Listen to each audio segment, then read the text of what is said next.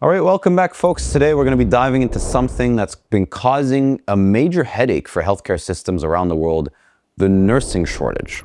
But we're not just talking about the problem itself. We're talking about why nurses are leaving their profession and what can be done to stop it. So if you're in healthcare or you just want to understand this issue better, stay tuned. So the study we're talking about today is titled Analyzing Nurses: Decisions to Leave Their Profession. And it takes a deep dive into the real questions behind why nurses are quitting.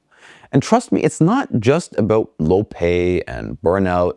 There's a lot more going on here.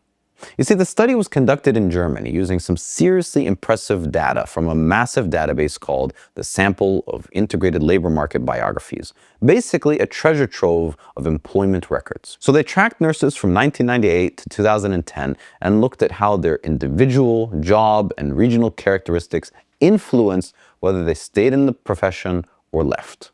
And so let's get into the findings. First, let's talk about the younger nurses. This study found that younger nurses and those who entered the profession are actually more likely to leave.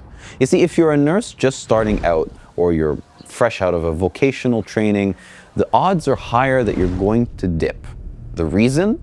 Well, the job might not match expectations, or they could be attracted to other career opportunities after gaining some experience. But here's the twist. Female nurses with children are actually less likely to leave. Why? Part-time work. The study showed that part-time work is actually a game changer, especially for women juggling work and family. If you can work part-time and still have enough time for your kids, then why leave the profession? So for hospitals and healthcare systems looking to improve retention, more flexible work arrangements could be the key, especially for women. Now let's talk about wages. We all know that pay is a huge factor in job retention, and this study confirms it. Nurses with higher wages are obviously less likely to leave the profession, and if you want to keep nurses in the game, well, you got to pay them well. It's pretty simple, right? Competitive salaries are a must if you want to retain talent. But of course, it's not just about the paycheck. Where you work matters too. You see, nurses working in larger institutions like university hospitals, they are less likely to leave than those who are working in smaller nursing homes or private clinics. Why?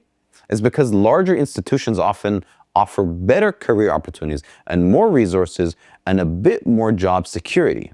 So if you're working in a small, understaffed clinic, you might feel like you have no choice but to leave. But here's the kicker: regional factors. Nurses in areas with more job opportunities, usually those with higher population density and lower unemployment rates, they're more likely to leave. Think about that. In a city with tons of opportunities, if things are getting tough in nursing, you can always switch careers.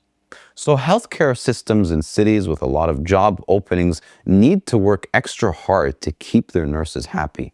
And of course, don't forget the impact of family responsibilities. This is crucial. Nurses with children are more likely to stay if they have flexible working hours.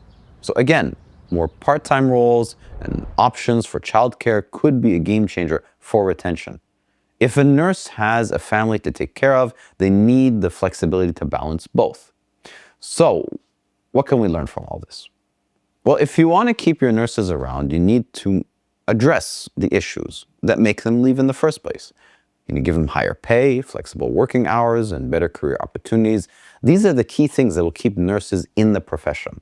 And if you're working in a smaller institution, offering more opportunities for career growth could go a long way. The study also showed that policy changes like the introduction of diagnosis-related groups or minimum wages didn't have a huge impact on whether nurses left their jobs.